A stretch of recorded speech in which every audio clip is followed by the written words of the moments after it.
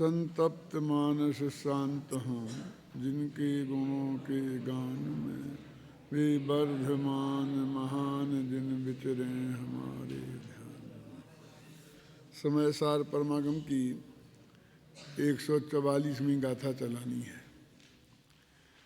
ये 144वीं गाथा इसलिए नहीं चलाई जा रही है कि वो सर्वाधिक महत्वपूर्ण गाथा है, बल्कि अपन ने समय सार की पहली गाथा से प्रवचन करना आरंभ किया है और उससे क्रम से आते आते जो अपना शिविर हुआ था ना अक्टूबर का, उसमें 143वीं गाथा और उसके ऊपर आए हुए कलशों पर पूरा व्याख्यान हो चुका था।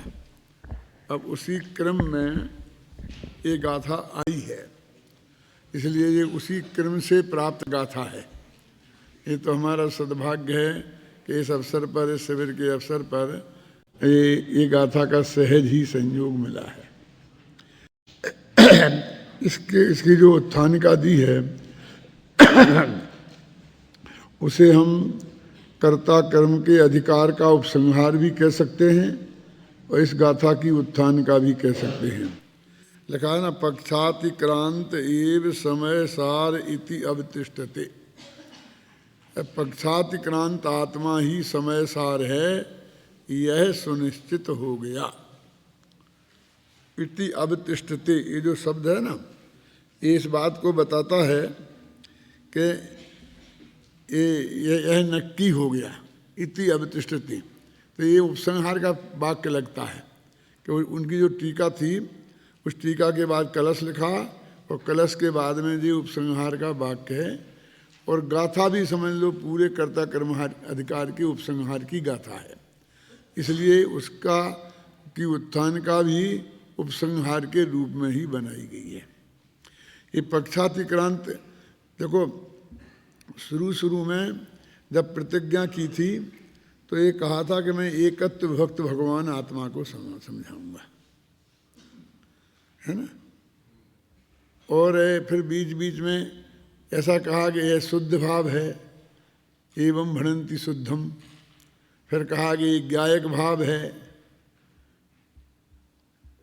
तो जब जब ये बात आई तब मैंने वहाँ के प्रवचनों में इस बात को स्पष्ट कहा था, इस प्रश्न को उठा करके कि कहा तो ये है कि जो हम एकत्व भक्त भगवान आत्मा को समझाएंगे, फिर एक ज्ञायक भाव की बात क्यों करने लग गए, ये फिर वो बात क्यों करने लग गए।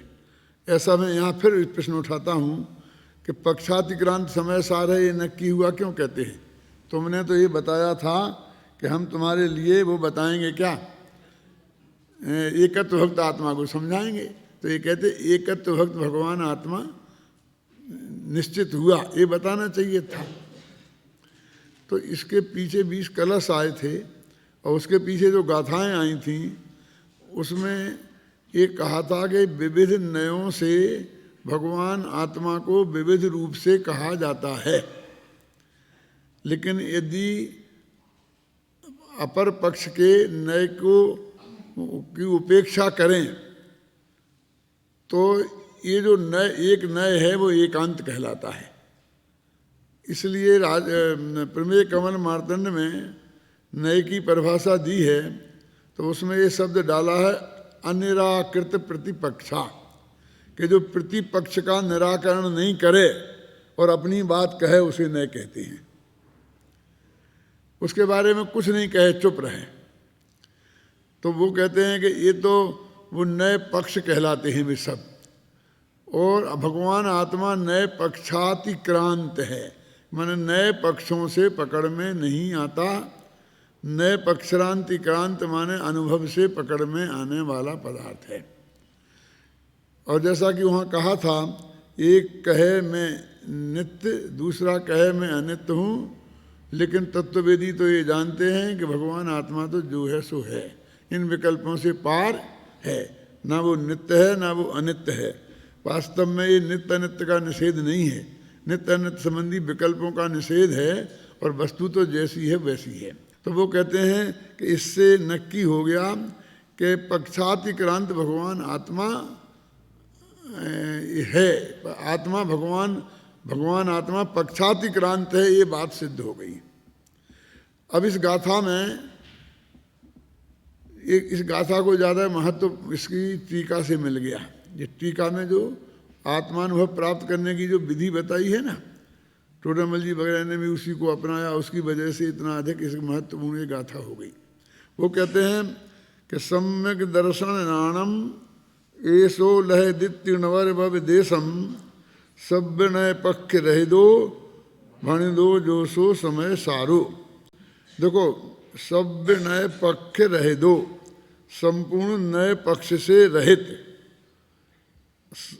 जो कहा गया है, भण दो माने कहा गया है, सो समय सारो, जो सब नए पक्ष रह दो भण दो, जो सब नए पक्षों से रहित कहा गया है वह समय सार है। और ये तनिका में लिख दिया। और ऊपर कहा कि उसी का नाम सम्यक दर्शन और सम्यक ज्ञान है। सम्यक दर्शन नाणम एसो लहदित्य नवरी भव देशम, माने उसको सम्यक दर्शन और सम्यक ज्ञान भी कहते हैं। ऊपर की पंक्ति को आचार्य अमृतचंद्र ने बस मात्र 2 पंक्तियों में, 1.5 पंक्ति में ही निपटा दिया, और नीचे की पंक्ति पर पूरी टीका केंद्रित की। देखो, अपन पढ़ते हैं गीता को। देखो, यहाँ आत्मा को ही, समय सार को ही सम्यक दर्शन और सम्यक ज्ञान कहा जा रहा है। दोनों को एक ही वस्तु बताया जा रहा है। इसकी क्या अपेक्षा है, यह सब टीका में स्पष्ट किया है।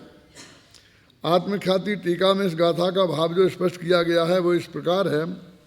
वास्तव में तो समस्त नए पक्षों के द्वारा खंडित न होने से जिसका समस्त विकल्पों का व्यापार रुक गया है, ऐसा समय सार रूप भगवान आत्मा ही सम्यक दर्शन और सम्यक ज्ञान नाम पाता है। तात्पर्य यह है कि सम्यक दर्शन और सम्यक ज्ञान समय स्वरूप रूप आत्मा से अलग नहीं है, अभिन्न ही है। गुरुदेव को ऐसी भाषा में जो अर्थ करते थे वो ये कहते थे कि समय सार शुद्ध है, बुद्ध है, एक है, पर कौने कि जेने जाना तेने, जिसने उसे जाना है उसके लिए है। कि इसके लिए आत्मा शुद्ध बुद्ध है और इसके लिए नहीं है, तो किसी व्यक्ति की अपेक्षा तुम बात क्यों करते हो? तुम तो वस्तु की अपेक्षा बात करो ना कि ये कैसा है। ये रूमाल कैसा, तो रूमाल के बारे में बताओ ना कि मेरे लिए बहुत अच्छा है और तुम्हारे लिए बुरा है। ये तुम्हारे लिए और मेरे लिए कैसा है, ये बात क्यों करते हो? ये समय सार बहुत अच्छा ग्रंथ है, जैन दर्शन का सिरमौर है। इसके बारे में कहो ना, तो ये कहो कि प्राथमिक भूमिका वालों के लिए तो, उच्च भूमिका वालों के लिए तो अमृत है, लेकिन प्राथमिक भूमिका वालों के लिए किसी काम का नहीं है। तो तुम इसको, इतनी बढ़िया चीज को किसी बहाने, किसी काम का नहीं है, ऐसा क्यों कहते हो? समझे ना? तो वो ये कहते हैं, गुरुदेव बोलते थे कि कौन है कि जेने जाना तेने, कहने उसको जानने का, उसका लाभ उसके जानने वाले को ही प्राप्त होगा। क्या कि आत्मा तो है वैसा ही सबका है, उसमें 2 फर्क नहीं है, शुद्ध बुद्ध है, लेकिन उसका लाभ किसको प्राप्त होगा? कि जो जानेगा उसको प्राप्त होगा। इसलिए वो कहते हैं कि जाना हुआ आत्मा ही समय सार है। ये आप सुने ना? इसीलिए कहते हैं आत्मा को जाना वही सम्यक दर्शन है, वही सम्यक ज्ञान है। इसलिए आत्मा के अलावा सम्यक दर्शन और सम्यक ज्ञान कुछ नहीं है। बस एक आत्मा को जानो, सम्यक दर्शन को जानने के पीछे मत पड़ो। अभी अन्ना जी ने दोपहर की क्लास में सुबह लेते सब कभी ये बात कही थी ना, अभी सम्यक दर्शन नहीं है तो इतनी आकुलता काहे के लिए हो रही है? तू तो है ना, तू आत्मा है कि सम्यक दर्शन है? कि मैं आत्मा तो हूँ लेकिन सम्यक दर्शन हो जाए तो और अच्छा रहे। तो मैंने अभी आत्मा उतना अच्छा नहीं है, इसी का नाम मिथ्या दर्शन है, इसी का नाम कमी है। और तू ये कहेगा नहीं मुझे कुछ नहीं चाहिए, मैं तो अपने आप में परिपूर्ण तत्व हूँ। तो फिर वो कहते अब इस गाथा में मालूम क्या कह रहे हैं कि इस यही तो सम्यक दर्शन है, और सम्यक दर्शन इसके अलावा तेरे को क्या होना है? क्या तेरे अंदर में ये भाव खत्म हो गया, माने पर्याय में से हम बुद्धि हट गई और द्रव्य स्वभाव में हम बुद्धि आ गई, इसी का नाम तो सम्यक दर्शन है। और इससे अलावा तुझे कौन सा सम्यक दर्शन होगा जिसकी तुम अपेक्षा करता है ना? वो रे प्रभु तू सब बातें पूरा, पर की आस करे क्यों मूर्ख, तू काई बातें अधूरा। तू किस बात में कम है, तू पर की आशा क्यों करता है? ख्याल में है ना? तो इस तरह से वो ये कहना चाहते हैं कि सम्यक दर्शन कोई अलग है, सम्यक ज्ञान अलग है, समय सार अलग है, पक्षातिक्रांत अलग है, ऐसा कुछ नहीं है, सब एक वस्तु के ही नाम हैं। कहने का मतलब यह है, कोई ये कहे ज्ञानी जन भी तो सम्यक दर्शन ज्ञान चारित्र को चाहते हैं, तो वो कहते हैं भैया उनका चाहना आत्मा का चाहना ही है। जब सम्यक दर्शन की बात करें चाहे ज्ञान की बात करें, तो वास्तव में सम्यक दर्शन आत्मा में अपनापन का नाम है, इसलिए उनने आत्मा हो कोई चाहा। सम्यक दर्शन भले ही मुंह से निकल रहा है लेकिन अंदर से वे आत्मा की ही चाह है। जो 15वें कलश में और 16वीं गाथा में बात कही है कि एक आत्मा का ही ध्यान करना चाहिए, उपासना करनी चाहिए, चाहे हम साध्य भाव से करें चाहे साधक भाव से। और अगली गाथा में कहते दर्शन ज्ञान चात्र का सेवन करना चाहिए, कि दर्शन ज्ञान चात्र का सेवन और आत्मा की उपासना दोनों का एक ही अर्थ है।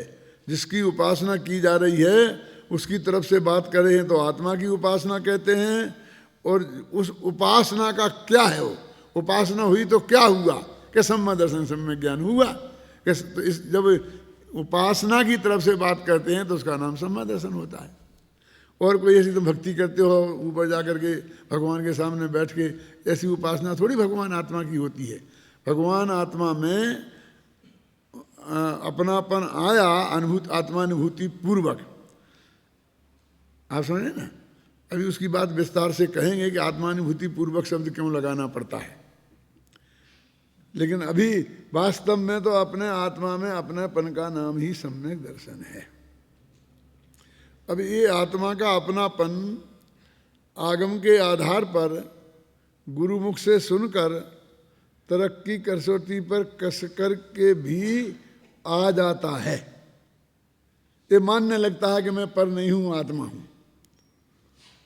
ख्याल में है ना? अभी एक समझ की रट लगाता था, अब ये व्याख्यान सुन लेगा तो फिर बाद में चिंतन करके ये नक्की कर लेगा कि मुझे तो कुछ नहीं चाहिए, बस मैं तो भगवान आत्मा हूँ।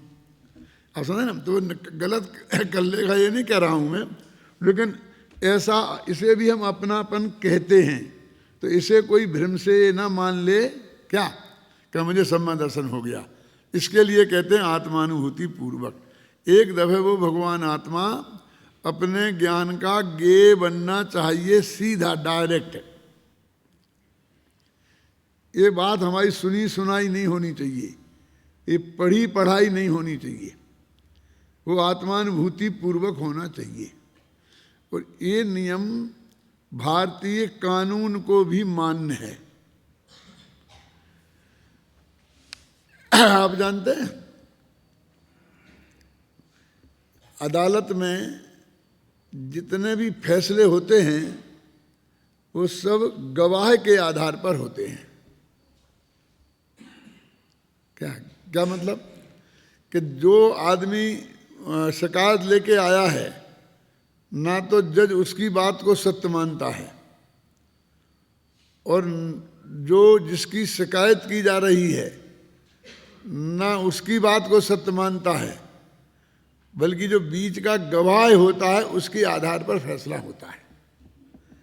अब कभी कभी ऐसा भी हो सकता है कि जिसने शिकायत की है वो 5वां गुणस्थान वाला हो अपने धर्म के हिसाब से, है ना, और जिसकी शिकायत की है वो भी 5वें गुणस्थान वाला हो और गवाही मिथ्या दृष्टि हो।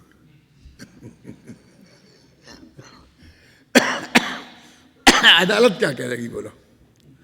उससे तो उसने एक पक्ष मान लिया, पार्टी, कहते ये तो पार्टी है इसकी बात मत करो, और दूसरे वाले को भी एक पक्ष मान लिया। अब वो जो उसे निष्पक्ष माना, पक्षातिक्रांत, वो गवाही को साक्षी कहते हैं, पक्षातिक्रांत कहते हैं ना। और अपने भगवान को भी भगवान पंडित भागचंद जी ने जगत साक्षी कहा है। जगत साक्षी है, ये जगत का साक्षी है। वो दो बात कहते हैं, लोग कितनी मार्मिक बात है, भारतीय कानून और जैन दर्शन। वो कहते हैं कि एक तो जो गवाह है उसमें निष्पक्ष होना चाहिए। अब ये तो भाषा हो गई, लेकिन अब निष्पक्ष किसको माने? तो अपने तो धर्म में तो कह देंगे जो वीतरागी है, उसके नीचे वालों को भी मान लेते हैं निष्पक्ष, जैसे कि 6वें गुणस्थान वाले मुनिराजों को। क्यों? कि वे अंशतः वीतरागी है, समझ गए ना? ऐसा आए ना, फिर 4थे गुणस्थान तक वालों को मान लेते हैं कि उन्हें भी हमने अंशतः वीतरागी मान लिया। अब उस लौकिक अदालत में कैसे वीतरागी बनने का निर्णय करें? तो उन्होंने कह दिया कि एक तो जिसकी शिकायत की है उस पार्टी से वो संबंधित नहीं होना चाहिए, उसके परिवार का नहीं होना चाहिए, उसका भाई नहीं होना चाहिए, ख्याल में है ना? बोले बस एक तो नहीं बना, और एक दूसरी पार्टी का भी कोई नहीं होना चाहिए, पर बिल्कुल तीसरा व्यक्ति होना चाहिए जो उनसे किसी भी प्रकार से संबंधित नहीं हो। इसलिए वकील लोग किसी न किसी प्रकार से पहले तो ये कोशिश करते हैं कि उस आदमी की गवाही झूठी मान ली जाए, इसके लिए उसे, जिसके पक्ष में उसने गवाही दी है, उसे उसकी पार्टी का किसी न किसी तरह सिद्ध कर दें। ख्याल में एक कोशिश करते हैं वो। तो एक तो ये है कि वो उन दो में से किसी पार्टी का नहीं होना चाहिए, निष्पक्षता का आधार। और दूसरा अपने यहाँ सर्वज्ञ भगवान माने हैं, वीतरागी और सर्वज्ञ होना चाहिए ना प्रमाणिकता के लिए।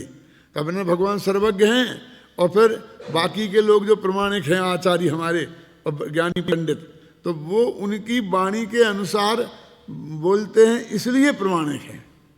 शास्त्र भी इसलिए प्रमाणिक हैं कि उनकी वाणी के अनुसार बोलते हैं, स्वयं से प्रमाणिक नहीं है।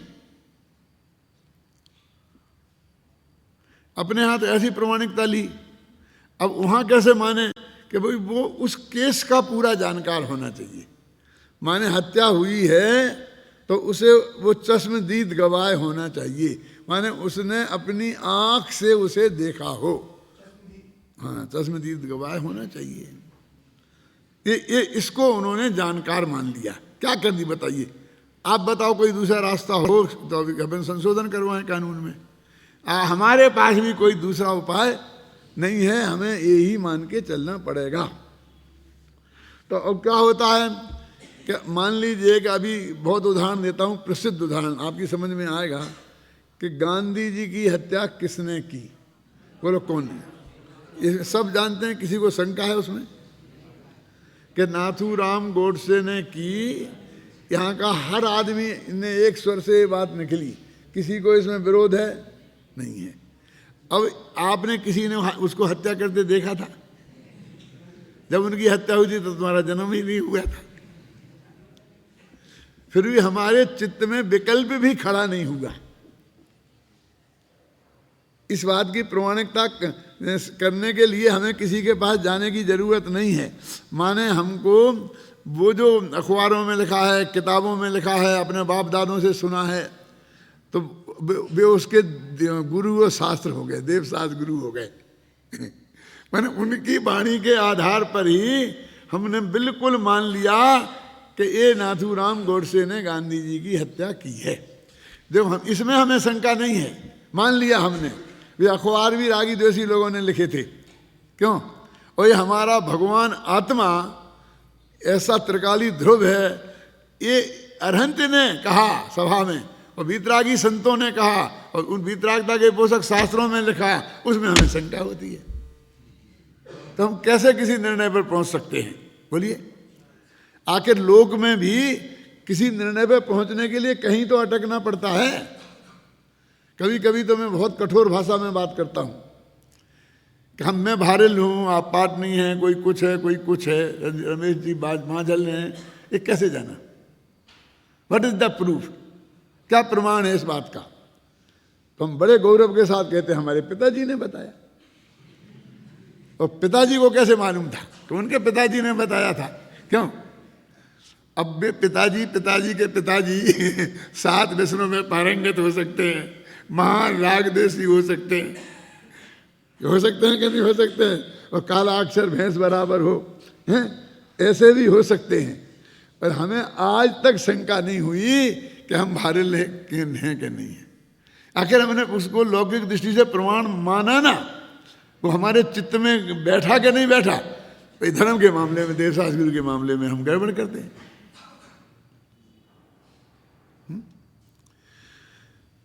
तो अब मैं कहता हूं कि ये मानने के बाद भी देखो, ये स्थापना हुई देवशास्त्र गुरु की। अब जरा इसमें जो ये है ना आत्मानुभूति पूर्वक, इसका अर्थ कर रहा हूं मैं कि वहां ये सारा देश कह रहा है, सारा देश मान रहा है कि गांधी जी को नाथूराम गोडसे ने माना, लेकिन वो मजिस्ट्रेट जिसमें नाथूराम गोडसे पर केस चल रहा था महात्मा गांधी को मारने का, उसके पास कोई गवाह पहुंचा और उसने कहा कि तुम्हें भाई बोलो किसने मारा महात्मा गांधी को? कि नाथूराम गोडसे ने। कि तुमने देखा? कि हाँ देखा। कि कहाँ देखा? कि नव भारत टाइम्स में।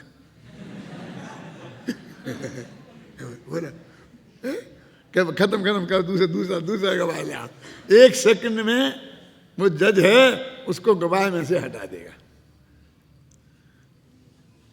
ऐसा ही ये समय सार कह रहा है कि तुमने भगवान आत्मा शुद्ध बुद्ध निरंजन निराकार है, कि तुमने देखा? कि हाँ देखा। कहाँ? कि समय सार में 144वीं गाथा में। कि जाओ छुट्टी तुम्हारी बस। ख्याल में ना, हम ये समय सार में देखा नहीं मानेंगे। देखो उसको सारा लोक मान रहा है, और अपने जैन धर्म में भी व्यवहार से माना है, और मानना जरूरी है। ये भी अभी बताएंगे कितना आवश्यक है।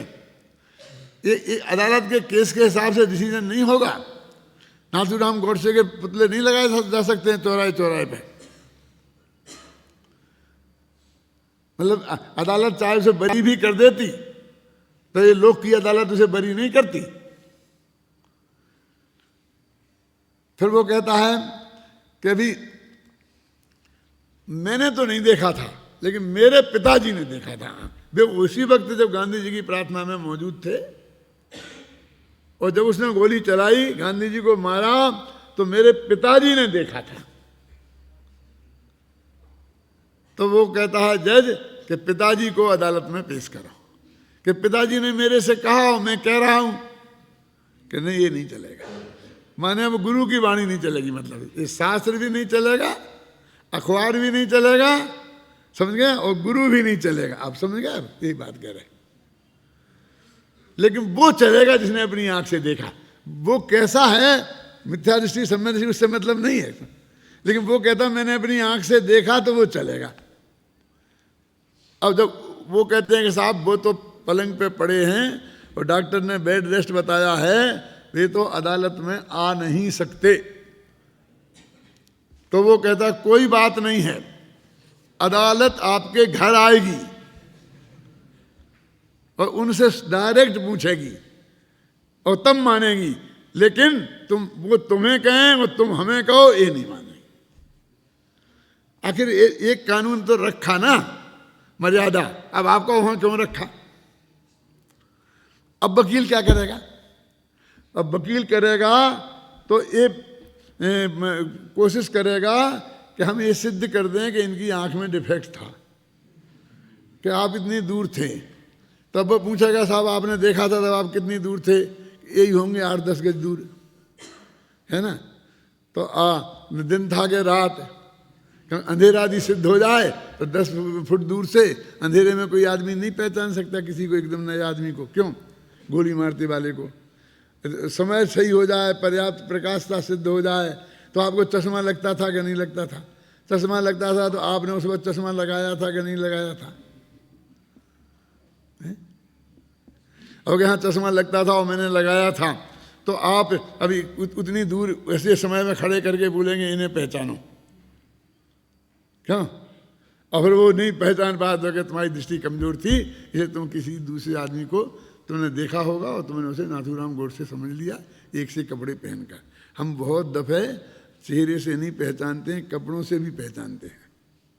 क्या यदि एक से आदमी दो कपड़े पहनते हैं, दो आदमी एक से, तो हमें भ्रम हो जाता है कि ये वही है। मेरे कहने का मतलब ये है कि वहाँ ये बात सिद्ध हो जाए, देखने कि इसने डायरेक्ट बिल्कुल देखा है तो ही वो प्रमाण मानी जाती है। ऐसे ही ये कहते आत्मा को, आत्मा ने इंद्रियों के बिना, चश्मा के बिना, आंख के बिना सीधा आत्मा को देखा जाना हो, तब वो उसको हम सम्यक दर्शन बोलेंगे। फिर आत्मानुभूति पूर्वक अपने त्रिकाली ध्रुव भगवान आत्मा को जानकर और अपनापन होना, उसका नाम सम्यक दर्शन है। अब ख्याल में ना ये अब ये नहीं है कि अभी हम देख सकते कि नहीं देख। अब वो बुढ़े जो आदमी था ना, जो घर पे है, अदालत जिसके घर आई है, अभी उसको बिल्कुल अंधा हो, कुछ नहीं दिखता हो, तो भी उसने कहा कि मैंने देखा था, मान लिया जाएगा, क्योंकि उस वक्त दिखता था। अभी दिखने से मतलब नहीं है। तो आत्मानुभूति अलग हो गई रमेश चंद जी। अभी आत्मानुभूति का काल नहीं है, युद्ध के काल में लग रहा है, तो भी वो अपना आत्मा में अपनापन है, तो वो सम्यक दर्शन कायम है। फिर समझ में आया कि नहीं आया? क्यों? कि उसकी ऐसी उत्पत्ति हुई थी आत्मानुभूति पूर्वक। एक बात मैं और इस बारे में बहुत बारीकी से कहता हूं कि अकेला सम्यक दर्शन की बात नहीं है, सम्यक ज्ञान की भी, क्योंकि यहाँ दोनों बातें ली ना, कि ज्ञान में भी लब्धि ज्ञान बोलो उसे नहीं, झगड़े में नहीं पड़ना चाहता मैं तो उपयोग में भी कहता हूं, लेकिन लब्धि ज्ञान की पक्की बात करो कि लब्धि ज्ञान में 24 घंटे वो भगवान आत्मा जानने में आता रहता है। लब्धि ज्ञान प्रगट पर्याय का नाम है भाई साहब, लब्धि ज्ञान स्वभाव का नाम नहीं है।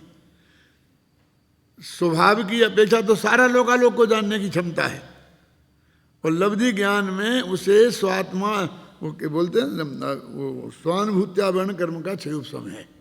स्वानुभूत्यावरण कर्म जानते हो? 148 प्रकृतियों में कौन सी प्रकृति है? हाँ, है कोई? है किसी शास्त्र में? ये है कलश टीका में है। अब सुने, अकेले असंख्य भेद है कर्म के, 148 और 8, ये तो बहुत स्थूल रूप से वर्गीकरण है। हम इस रूमाल को जानते हैं ना, तो हमें रूमाला वर्ण कर्म का 6 उपसम है इसलिए जानते हैं। क्या कि रूमाला वर्ण कर्म का भी हो सकता है? अरे जो पदार्थ है, जिसका ज्ञान हमें है, उसको आवृत करने वाला जो कर्म, उसका नाम वो तदावरण, इसे तदावरण बोलते हैं ना। तो तदावरण कॉमन शब्द है, सर्वनाम है, फिर उसे संज्ञा बनाएंगे तो जिसका होगा उसको बोलना पड़ेगा। स्वानुभूत्यावरण कर्म के 6 उपसम से, तो इसलिए वो कहते हैं यहाँ पर, उस बात को बताएंगे वो। एक बात और मैं मरम की बता दूं अभी, फिर अपन पढ़ते हैं। गाथा में तो बहुत स्पष्ट शब्दों में लिखा है, सब नए पक्ष रहे तो भण दो जो सो समय सारो। अब इस नीचे की पंक्ति पर सारा अपनी मेहनत चलेगी, ऊपर की पंक्ति का अर्थ हो गया कि सब नए पक्ष रहे तो नए पक्ष तो श्रुत ज्ञान में होता है। नए जो हैं श्रुत ज्ञान के भेदों को नए कहते, शुद्ध विकल्पा नया, नयों की परिभाषा श्रुत ज्ञान के भेदों को नए कहते हैं। तो यहाँ तो अकेले श्रुत ज्ञान की बात है, और टीका में फिर मति ज्ञान और शुद्ध ज्ञान दोनों को आत्मसन्मुख करें, ऐसा लिखा है। गाथा में नहीं है मति ज्ञान।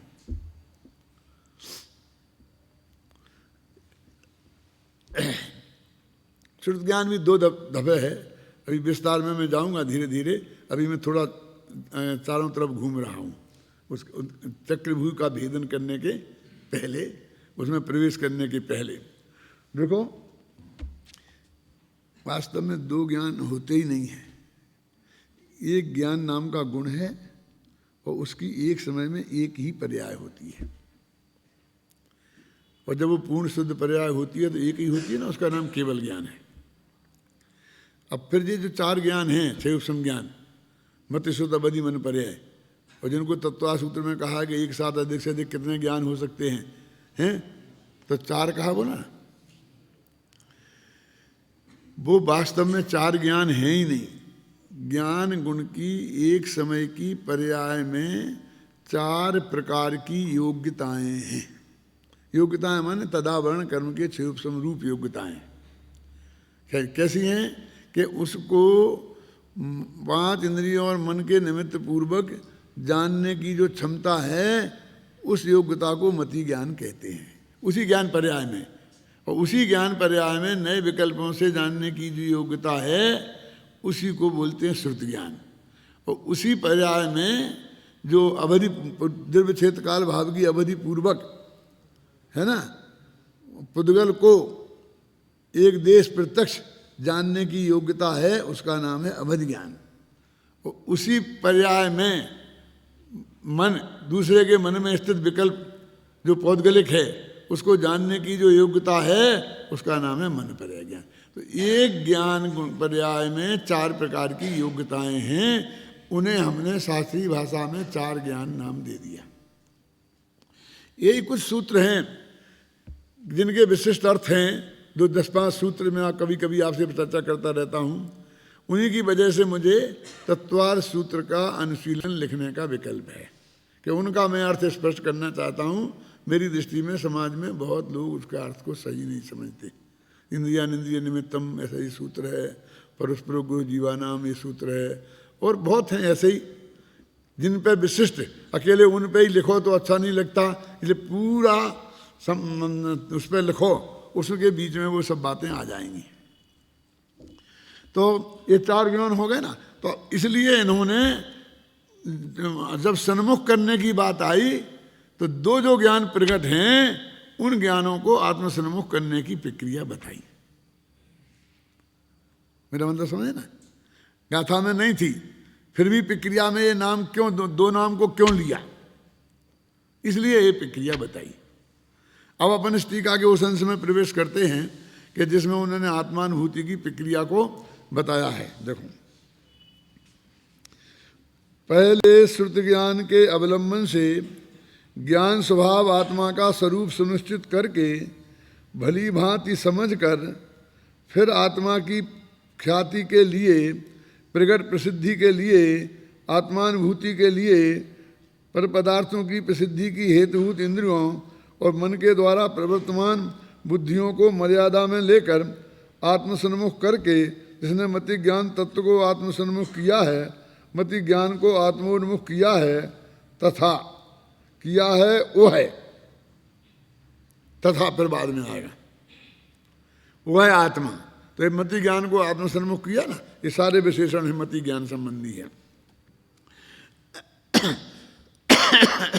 अब सबसे पहले ये मति ज्ञान और श्रुत ज्ञान को आत्मसन्मुख करने की बात तो बाद में कही। उनने पहले कहा कि श्रुत ज्ञान के अवलंबन से ज्ञान स्वभाव आत्मा का सुनिश्चित करके, ये जो एक तो प्रत्यय लगता है ना, जिसमें करके, वो वाक्य खत्म नहीं हुआ, माने एक क्रिया हुई और उसके बाद दूसरी क्रिया होगी, एक क्रम बताता है ना। तो वो ये कहते हैं कि सबसे पहले तो तुझे श्रुत ज्ञान से, अब यहाँ मति ज्ञान को नहीं लिया, हालांकि मति ज्ञान माने बुद्धि, श्रुत ज्ञान माने विद्या, तो बुद्धि के बिना तो ये भी निर्णय तो होगा नहीं। लेकिन ये कहकर वे देशना लब्धि की मुख्यता करना चाहते हैं। सम्यक दर्शन जब होता है तो वो कर्ण लब्धि पूर्वक होता है, और कर्ण लब्धि होती है वो देशना लब्धि पूर्वक होती है। यद्यपि प्रायोग लब्धि, विशुद्धि लब्धि और क्षयोपशम लब्धियाँ भी हैं, लेकिन मैं अभी दो लब्धि की बात करता हूँ, सिर्फ एक देशना और एक कर्ण लब्धि। एक विकल्पात्मक काल की लब्धि और एक निर्विकल्पक की लब्धि। तो देशना लब्धि के बिना नहीं होगा। अब वो देशना का मतलब क्या होता है? तो कहते सर्वज्ञ भगवान की वाणी में आया हुआ जो तत्व ज्ञान है, वो चाहे आचार्यों के मुख से हमारे पास आया हो, चाहे ज्ञानी गुरुओं के मुख से आया हो, और चाहे शास्त्रों के माध्यम से आया हो, चाहे वो लिखित रूप से हमने प्राप्त हुआ हो और चाहे वो मौखिक रूप से प्राप्त हुआ हो। देखो इसमें भी एक मर्म की बात है, हमने लिखित रूप को गौण कर दिया और मौखिक रूप को मुख्य कर दिया। मौखिक रूप में बहुत दुर्लभता है और लिखित रूप में बहुत सुलभता है। क्या ना उनको नित्य बोधक कहा ना जनवाणी को, क्योंकि ये समय सारादि ग्रंथ और आचार्यों के सीधे आपको घर घर में 24 घंटे उपलब्ध हैं। अब कुंद कुंद का प्रवचन सुनने को तुम्हें इस भव में मिल ही नहीं सकता।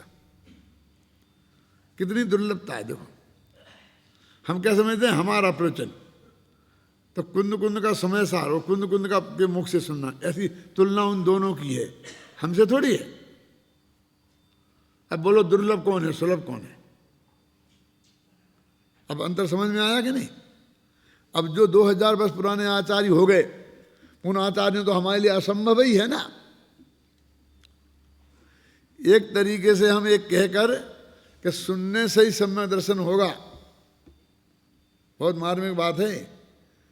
हम सारे आचार्यों की छुट्टी करना चाहते हैं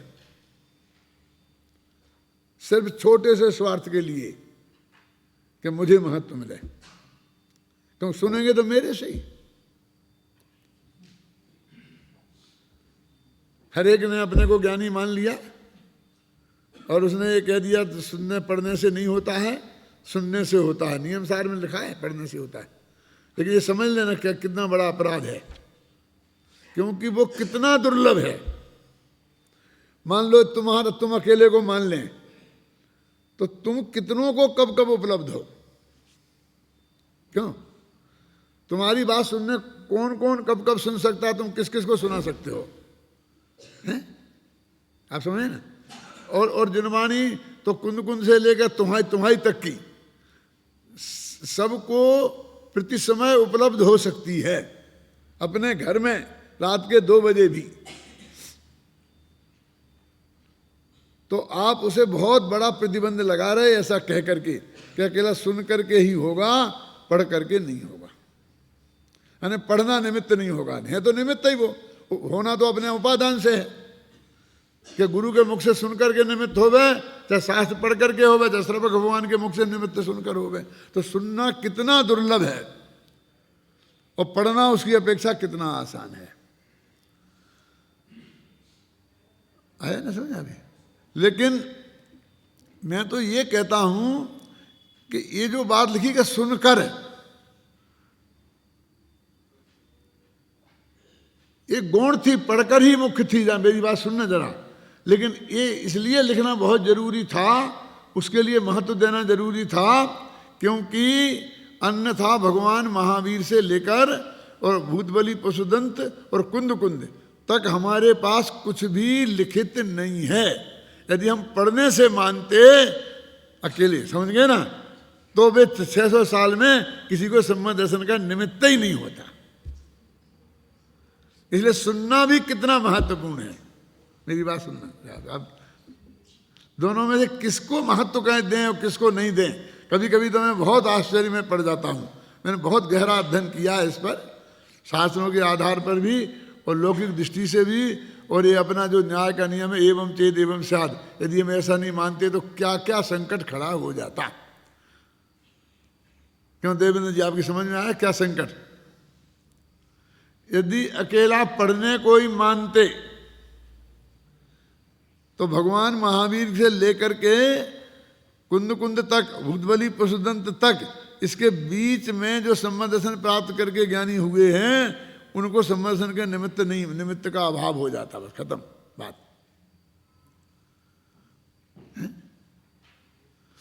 और यदि अब पढ़ करके नहीं मानो तो पूरे पूरे क्षेत्रों में ऐसी स्थिति बन जाती है कि जब एक भी ज्ञानी कहीं दिखाई नहीं देता। तो फिर भी अभाव हो जाता है। देखो मुनि दीक्षा में कहते हैं ना, गुरु से ही दीक्षा लेनी चाहिए, कितना कठोर नियम है, लेकिन फिर भी एक रास्ता रखा है ना कि योग्य गुरु नहीं मिले दिव्य क्षेत्र काल भाव में, तो अनंत भगवान की मूर्ति के सामने भी आप दीक्षा ले सकते। यदि ये रास्ता नहीं रखते तो आज नग्न दिगंबर मुनि नहीं दिखते, क्योंकि एक दफे विच्छिन्न हो गए थे, बस बाद में बात खत्म। और मान लो कोई दिखते भी और वो हमें साक्षात भ्रष्ट दिखते, हमें सच्चे दिखते ही नहीं, तो हम क्या उसके लिए बाध्य हो जाते हैं ना? क्यों? समझ में ना? इसलिए हरेक में ये रास्ता है, पंचम काल के अंत तक कम से कम निमित्त का अभाव तो नहीं होगा। उपादान तो है ही, सम्यक दर्शन ज्ञान पैदा करने के निमित्त सदा विद्यमान रहना ही चाहिए, और इसके लिए देव और गुरु दोनों ही अत्यंत आवश्यक हैं। किसी को दोनों हो तो बहुत ही बढ़िया है, और दोनों में से एक भी हो तो भी काम हो जाएगा। मैं नहीं समझता मैं अपनी बात जो कहना चाहता हूं कितने लोगों तक पहुंचा पाया हूं, ख्याल में है ना? फिर भी मैं और कहूंगा, मैं तो कहता ही रहूंगा, बार बार कहूंगा, गांव गांव में कहूंगा, तो धीरे धीरे लोगों तक वो बात पहुंचेगी। अभी भी कही है, माने दोनों में से किसे ज्यादा महत्व दें यही समझ में नहीं आता। क्यों महत्व क्यों है ही नहीं ना, दोनों से होता है और दोनों से नहीं होता है। निमित्त दोनों में से कोई भी हो सकता है, दो ही हो सकते हैं, और उपादान तो हो ही नहीं सकता। उपादान की तैयारी हो तो होगा ही नहीं। नियमसार में भी आया है, जब वो उसका प्रकरण में लिखूंगा तब विस्तार से उसमें लिखूंगा। तो एक बात यहाँ हुई ना कि मति ज्ञान और श्रुति ज्ञान दोनों को अंदर समेटने की बात करते हैं, क्योंकि ज्ञान की एक समय की पर्याय हमारे सामने दो रूप में सामने आती है, एक मति ज्ञान रूप में और एक श्रुति ज्ञान रूप में। श्रुति ज्ञान में अकेले नए विकल्पों को लिया, और मति ज्ञान में 5 इंद्रियों के माध्यम से होने वाले ज्ञान के प्रयोग को लिया। आप कह रहे ऐसा क्यों कह रहे हैं आप, इनको लिया कुछ छोड़ दिया कि? हाँ छोड़ दिया ना, इसलिए तो मैं कहता हूं इंद्रिय और मन के निमित्त से होने वाले ज्ञान को मति ज्ञान कहते हैं। इंद्रिया इंद्रिय निमित्तम सूत्र का ये अर्थ किया जाता है, लेकिन ऐसा नहीं है। और मैंने बालबोध पाठमाला भाग विद्या विज्ञान पाठमाला भाग के 1 में इंद्रिय वाला पाठ कौन से है? 3 भाग में है कि 3 में, उसमें ये बात लिखी है। क्या मतलब कि इंद्रिय मन के नहीं, फिर तो आत्मानुभूति जो होती है, मेरे मति ज्ञान आत्म सन्मुख होता है, तो उसमें तो इंद्रिय में से समेट कर बात है। अभी अपन करेंगे ना, इंद्रियों को मन के माध्यम से जो मति ज्ञान का बहिर्मुख प्रयोग होता है, उनसे उस बुद्धि को समेट कर आत्मा में लगाए, तो आत्मा में तो इंद्रियों को मन के माध्यम से नहीं लगती है। ऐसा अर्थ हो गया ना? और ये तो पर को जानने के ही काम आती हैं, मैंने लिखा ना, पर को ही जानने के काम आती इंद्रियां। तो मति ज्ञान इंद्रियों और मन के बिना भी मति ज्ञान कायम रहता है कि नहीं? देवेंद्र जी बोलो। ये बात उस पर बहुत चर्चा चली थी जब मैंने ये परिभाषा डाली थी उसमें, क्या कि मति ज्ञान व कर्म के 6 ऑप्शन से जो ज्ञान होता है वो मति ज्ञान है।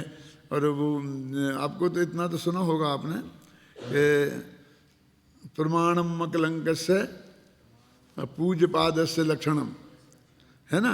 तो पूज्य पाद आचार्य के लक्षण ग्रंथ सही माने जाते हैं। तो उन्होंने मति ज्ञान व के 6 ऑप्शन से लिखा, इंद्रिय अकेले इंद्रिय की बात नहीं लिखी है, मेन का परिभाषा वो दी है। आप समझ गए ना?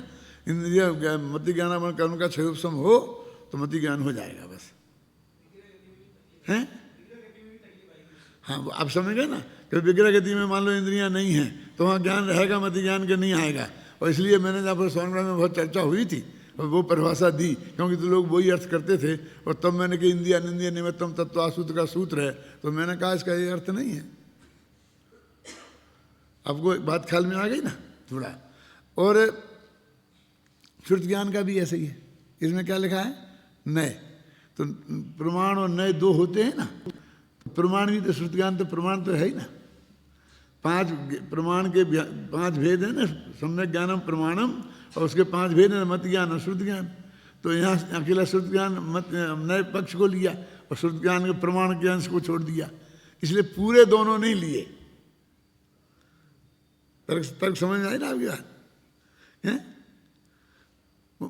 जिनसे समेटना है उनको लिया। अनुभव प्रमाण को तो लाना है भाई साहब, अनुभव तो प्रमाण है ना।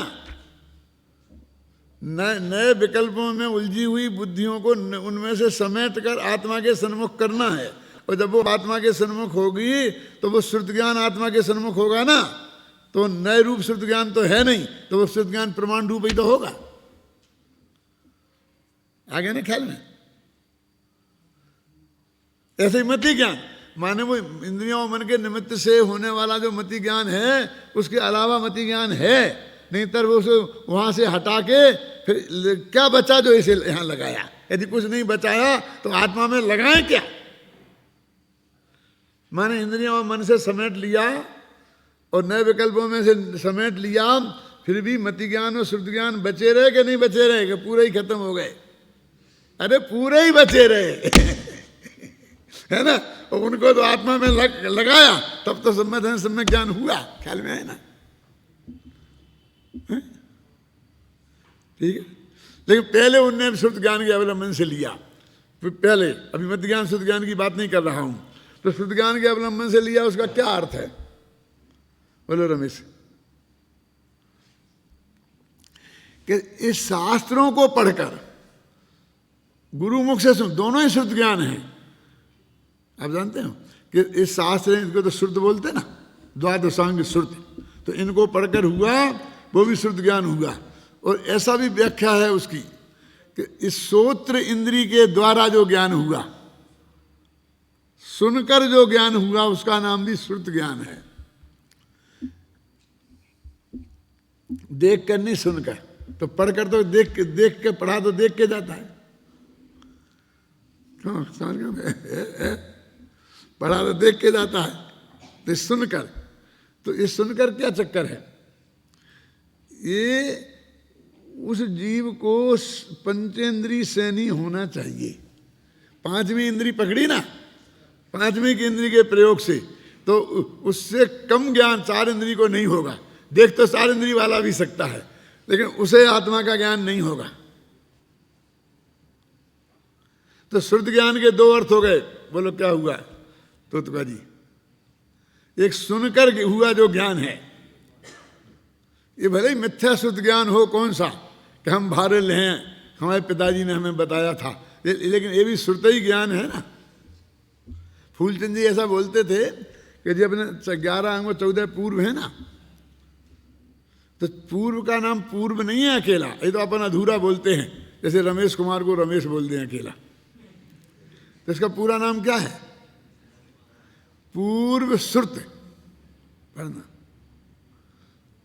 क्या नाम है पूरा? पूर्व श्रुत, माने पहले सुना था,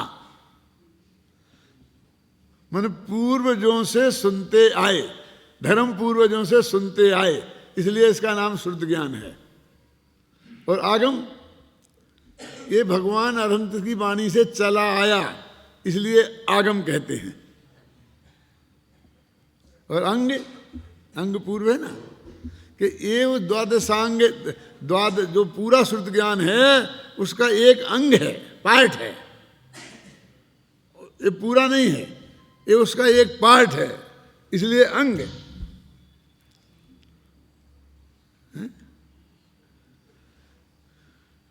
जो आचार का वर्णन करता है, ऐसा श्रुत ज्ञान का अंश, उसका नाम आचारांग। समझ गया? अब ये कह रहे हैं कि पूर्व श्रुत, तो मैंने कान से सुनकर, तो यहां सुनने को महत्व आ गया ना, पढ़ने को नहीं आया। और दौलत राम ने भी लिखा, दोले समझ सुने चित सया।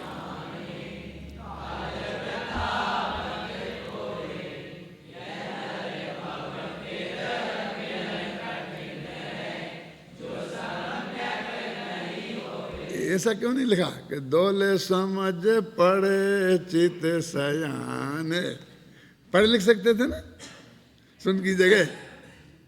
तो इसलिए में से कुछ लोग ऐसा अर्थ निकालते हैं कि सुनने से ही देशना लब्धि होती है, पढ़ने से नहीं होती है।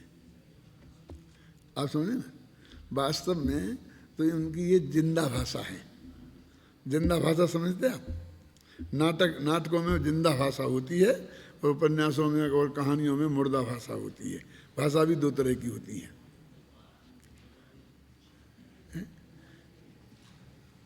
जिंदा भाषा क्या है? जैसे आपस में हम बोलते हैं ना, ये जिंदा भाषा है। नाटक में ऐसी लिखी जाती है। जैसे देखिए, आपका नाम क्या है, ऐसा नाटक में कोई पूछेगा ना आपका नाम क्या है, तो वो जवाब देगा रमेश। और पढ़ने में हम लिखेंगे मेरा नाम रमेश है, चंद बांझल इंदौर ऐसा है। हम पढ़ने में ऐसा करेंगे, पूरा लिखेंगे और उसमें अकेला रमेश खत्म। न करता है, न कर्म है, न क्रिया है, कुछ नहीं, बस अकेला इतना ही बोलेंगे। आप समझे ना, जिंदा भाषा एकदम, जो बिल्कुल एकदम बोली जाती है। नाटकों में ऐसी भाषा होती है, ख्याल में है ना, जीवंत जिसे बोलते हैं ना, जीवंत भाषा। तो ऐसी वो उन्होंने, जैसे वे प्रवचन कर रहे हैं, गुरु कहें सीख गुरु करुणाधार, कह रहे ना, गुरु जी कहते हैं वो तू सुन। तो कहने के साथ तो सुनना ही हो सकता है। यदि पढ़ लिखते तो लिखना होता, लिखे गुरु ऐसा होता तो लिख तो रहे दौलत राम जी, गुरु जी कहाँ लिख रहे? गुरु जी दौलत राम जी थोड़ी है। नहीं आया समझ में? क्या क्या चल रहा है? बोल बोल तुम बोल, सर्वज्ञ क्या समझ में आया? सर्वज्ञ के अल्पज्ञ आज पता चल जाएगा।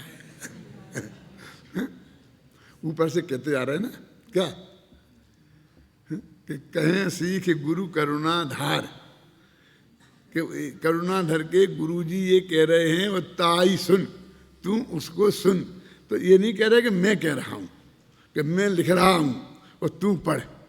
वो तो कहते गुरुजी ने, मैं तो वो लिख रहा हूँ कि गुरुजी ने कहा था। गौतम स्वामी कहे हैं कि हे सैनिक, है ना, क्यों समझ गए ना? गौतम स्वामी लिखे हैं, नहीं कहा, समझ गए आप? यानी वो सुन शब्द वो गुरुजी की अपेक्षा रखता है। क्यों कि वे ऐसा कहते हैं, ऐसा वो कह रहे।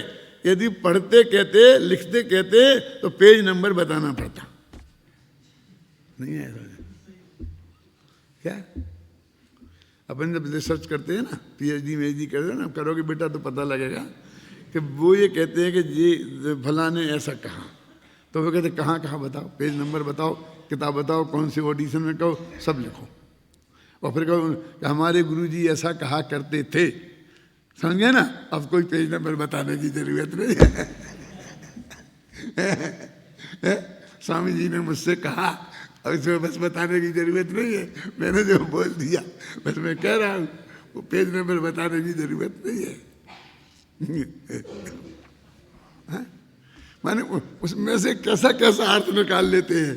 मैं ये कहना चाहता हूँ, उनके सुन शब्द में से सुनना अर्थ निकालो, मुझे कोई ऑब्जेक्शन नहीं है।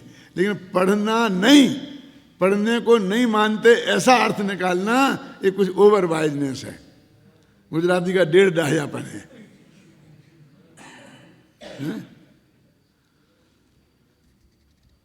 ख्याल में आ गया ना क्या कहना चाहता हूँ? भाई ये कहो ना कि उनने सुनने की मुख्यता है। देखो सुनने में बहुत महत्व है पढ़ने से। क्या महत्व है? मैंने अपनी किताब में लिखा है कि पढ़ने में आपको, जैसे मैं आपको बोल रहा हूँ तो अकेले जबान से ही नहीं बोल रहा हूँ, हाथों से, चेहरे के निशान से, आँखों से, सबसे बोल रहा हूँ ना, तो उससे ग्रास्पिंग बहुत अच्छी होती है। लेकिन यही बात जो मैं लिख दूँ ऐसे आप पढ़ेंगे तो मेरे चेहरे के हाव भाव नहीं दिखेंगे तो आपको उतने समझ में नहीं आएंगे। आप जानते हैं कि जब किसी का व्याख्यान सुन रहे होते हो, कोई बीच में आ जा दिखे नहीं, तो आप तो सुन रहे ना, तो उसे हटाते हो, नहीं हट जाते मुझे, क्यों देख में। अरे भाई ये प्रवचन हो रहा, तुम सुनने को आए हो, कहाँ आया, काय के लिए आए कि प्रवचन सुनने, लेकिन नहीं देखने भी है। क्यों? कि अकेले कानों से सुना नहीं, आंखों से सुनने की भी बात है कुछ। और इसके लिए मैं पहले बहुत उदाहरण दिया करता था।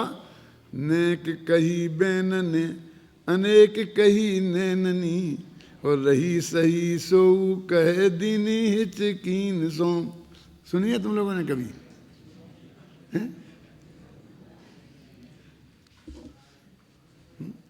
ऐसा है कि श्री कृष्ण ने गोपियों को छोड़कर और राजनीति करने मथुरा आ गए थे।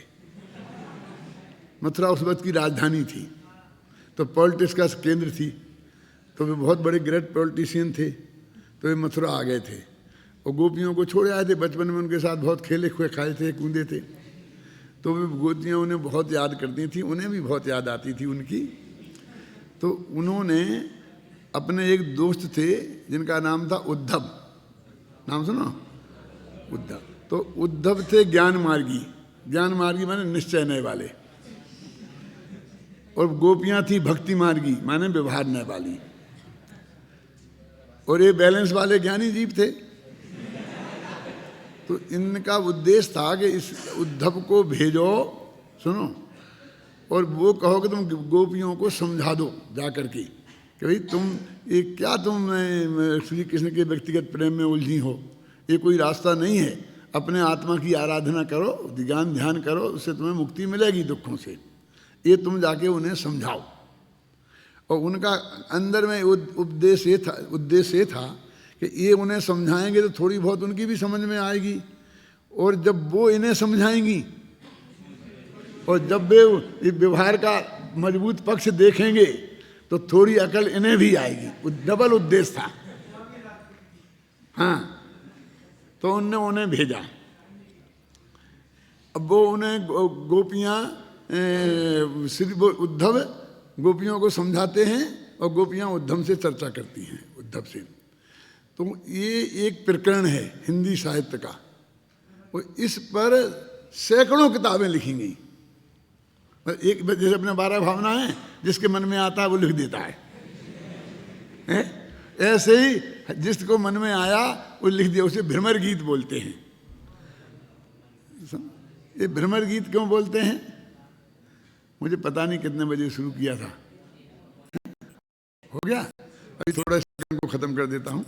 उसे भ्रमर गीत बोलते हैं। भ्रमर गीत क्यों बोलते हैं? कि वो गोपियाँ बहुत व्यंग करती थीं उद्धव से, लेकिन उन्हें डर लगता था कि ये उस कृष्ण माने कृष्ण जी का ये साथी है, दोस्त है, तो यदि कहीं उल्टी सीधी हमारे विरुद्ध भड़काता गया तो हमारा श्री कृष्ण से झगड़ा करा देगा जी, तो डर लगता था।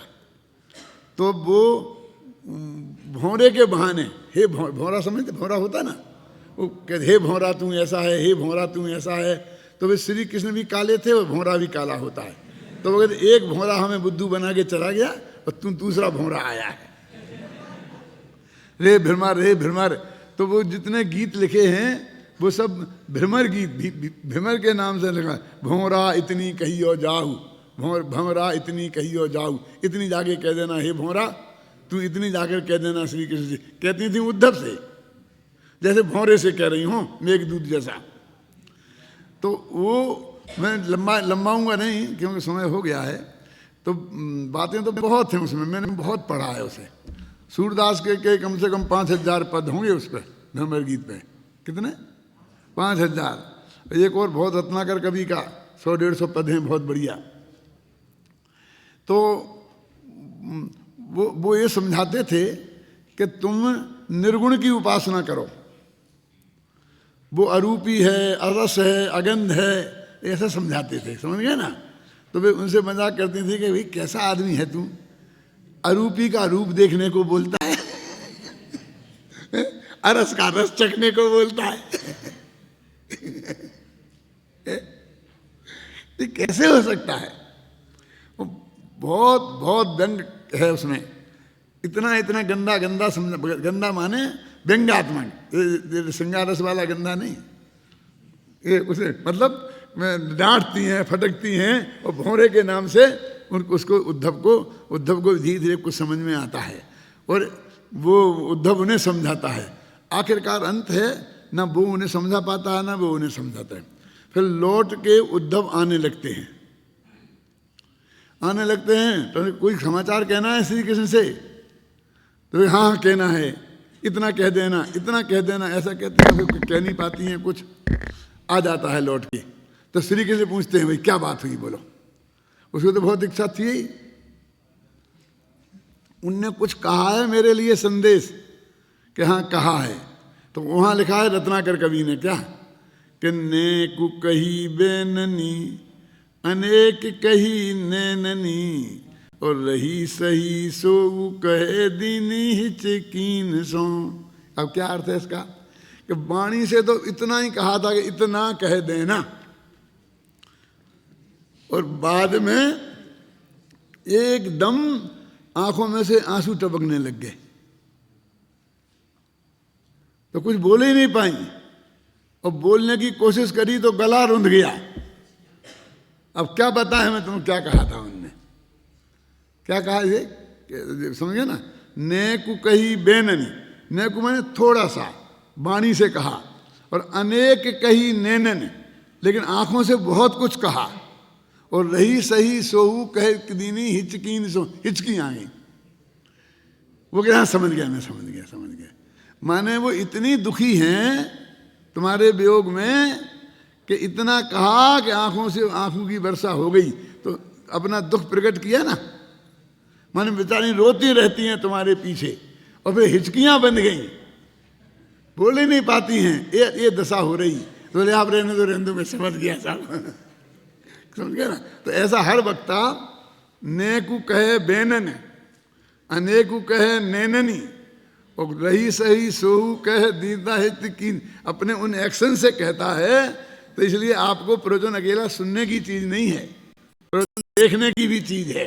और इसलिए आप चाहते कि नहीं, जब तेरा चेहरा इधर कर, मेरा उनका चेहरा नहीं दिखता है, मुझे चेहरा दिखना चाहिए, बोलते कि नहीं बोलते हैं। इसलिए पढ़ने से सुनने का बहुत ज़्यादा महत्व है, लेकिन बहुत बड़ी दुर्लभता है ना। अब अपने इतनी किताब में लिख दी, अभी 14,000 पेज हो गए मौलिक, और जो वे है ना संपादित, वो अलग है।